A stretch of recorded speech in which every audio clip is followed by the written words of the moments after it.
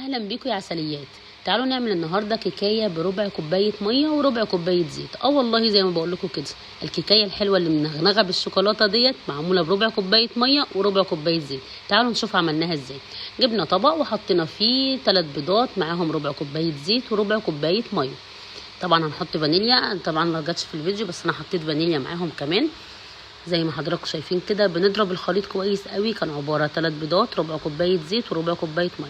وبعد كده بجيب العبوه ديت ما شاء الله عليها، فيها كل حاجه، مش محتاجه ان انت تزودي عليها اي حاجه ولا تحطي بيكنج باودر ولا اي حاجه خالص. ضربتها بالشكل دوت سريع سريع. وبعد كده جبت القالب المتين بتاعنا ورحت دهناه بالسمنه او بالزبده او زي ما حضرتك عايزه، ان شاء الله ممكن حتى تدهنيه بالزيت. فضيت الخليط بتاعنا وهوب على الفرن. الفرن النهارده انا اشتغلت في الفرن الكهرباء، ظبطته على 180 اللي فوق وتحت لا، نعمله من تحت بس، وعلى تلت ساعه تلت ساعه بالتمام والكمال.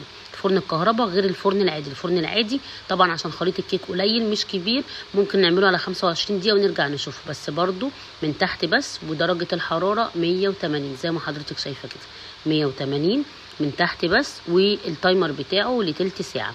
برجع بعد كده اتابعها كل شويه بس ما افتحش عليها الا بعد ما يعدي التلت ساعه. بصوا المنظر، هوب يعدي التلت ساعه خلاص الدنيا تمام.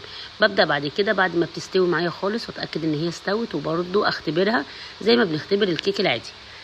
ببدا ان انا افتحها بالراحه واحط عود خله او سكينه في نص الكيكايه. طلعت تمام وزي الفل، تمام جدا معايا.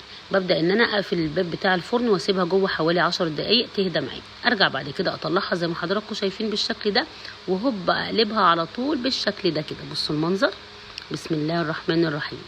شايفين طبعا عشان احنا دهنين القالب بتاعنا بالسمنه، او عايزه تدهنيه بالزيت ما عنديش مشكله، بتطلع بالشكل ده. بصوا بالبخار بتاعها، شايفين الشكل عامل ازاي.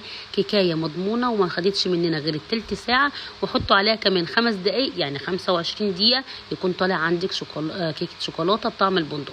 العبوه اللي انا كنت جايباها الخليط نفسه كيك شوكولاته بطعم البندق.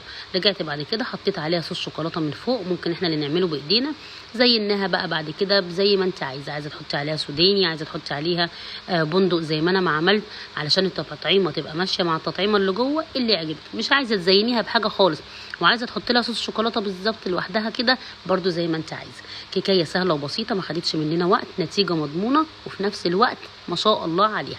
صحتين وعافيه على قلبكم دايما، وعندكم الخير كله يا رب. اشوفكم ان شاء الله باذن الله في فيديو جديد مع وصفه جديده من وصفات نونا المضمونه، واسيبكم على خير واسيبكم في حفظ الله واقول لكم السلام عليكم.